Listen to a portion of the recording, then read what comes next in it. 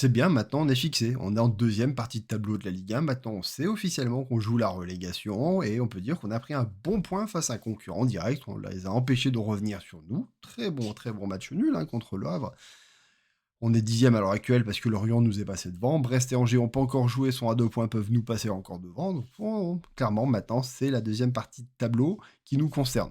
On va oublier l'Europe pendant un bout de temps, hein, pour ceux qui espéraient qu'il y aurait une révolte après Madrid, que la réunion avec les joueurs allait avoir un effet sur le match. On a bien pu voir que non, pas du tout. Hein. Sur le match, on n'a pas vu de différence avec les autres matchs. La seule, si, c'est qu'on n'a pas pris de but. Mais d'un autre côté, ça vient plus du jeu, malheureusement, des Havrais qui n'ont pas montré grand-chose, qui ne sont pas montrés dangereux du tout pendant tout le match, qui fait qu'on n'a pas encaissé de but. Parce que sinon, offensivement, c'est la même chose que sur tous les matchs d'avant. Après, est-ce qu'on peut vraiment blâmer les joueurs quand on voit la tactique qui est mise en place?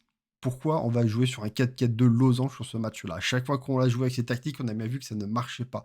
On a le retour de Camara, donc on a la possibilité de retrouver Zakaria Camara au milieu de terrain, ce qui marche bien depuis la saison dernière. Bah non, là on invente un losange pour refaire jouer avec Liouge qui est pas bon à ce poste-là et rejouer avec deux attaquants alors que surtout que Ilnye Kenad, chaque fois qu'il est titulaire, ça n'apporte absolument rien. Et encore une nouvelle fois, il a absolument rien apporté quand il est titulaire. À la rigueur, un Mika Biret, j'aurais un peu plus compris. Mais non, non, je ne sais pas pourquoi. On ne veut pas jouer avec un milieu un peu plus renforcé, essayer d'avoir un peu plus d'éléments dans l'entrejeu pour essayer de construire quelque chose. Je trouve ça dommage.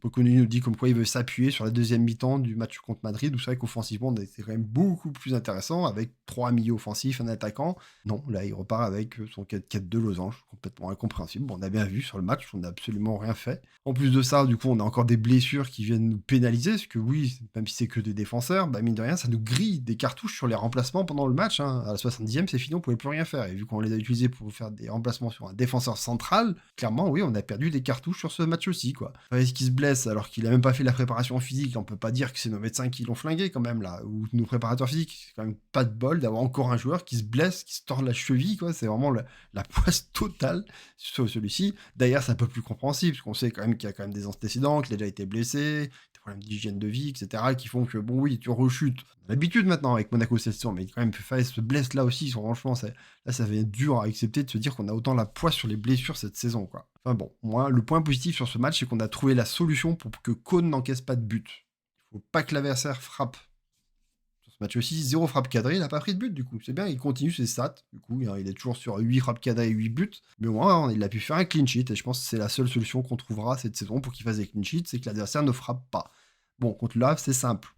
Les prochains matchs, contre la Juve par exemple, à mon avis, on a un peu plus de difficultés, surtout qu'on vient de perdre deux défenseurs centraux, donc je sais même pas comment on va jouer le prochain match. Enfin, on verra bien, quoi. Après, offensivement, très très compliqué aussi. On fait deux pauvres frappes cadrées, qui sont les deux frappes de Balogun, qui sont pas si dangereuses que ça. Hein. Parce que la première, elle est très loin, elle est sur le gardien, et il se couche bien dessus, donc vraiment peu de doute que celle-ci, elle finisse au fond des cages dans d'autres circonstances. Et sa deuxième frappe, même si elle est très belle, très puissante, je pense que même si le gardien du Havre ne la touche pas, elle finit sur la transversale au mieux. Je la vois pas cadrée, quoi. Et à part ça, dans le jeu, il y a rien d'autre, quoi, parce que tout le temps, on a eu des occasions, on a su se créer des situations, et à chaque fois, on n'a pas réussi le dernier mouvement. À chaque fois, la dernière passe qu'il faut pour faire la passe en retrait ou faire le décalage qu'il faut, à chaque fois, cette passe-là, on la rate complètement, quoi. Et du coup, on se procure quasiment aucune occasion dans ce match aussi, quoi. La stat, c'est que c'est le deuxième match de Ligue 1 de cette saison avec le moins d'XG entre les deux équipes. C'est-à-dire que Monaco et Le Havre ont absolument rien produit sur ce match aussi comme occasion, quoi.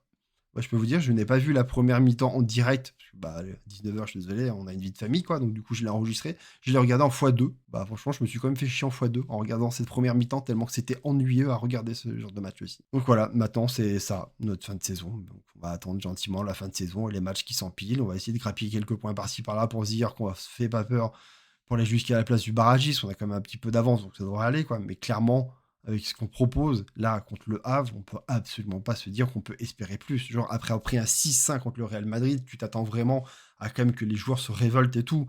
Alors oui, défensivement, j'ai vu quand même beaucoup plus de choses. Je trouvais qu'on était beaucoup plus impliqués à tous les postes, on a mieux défendu. Bon, après, bon, c'était le Havre aussi, c'est peut-être pour ça que j'ai rien contre les joueurs du Havre ou les supporters de Havre, hein, mais voilà, il n'y a pas eu grand-chose quand même de proposé par les joueurs face à nous, et donc c'est un peu plus compliqué d'arriver à avoir une analyse, de savoir si défensivement on a été meilleur que sur les matchs précédents, vu l'opposition qu'on a eue. Mais offensivement, il n'y a rien, quoi.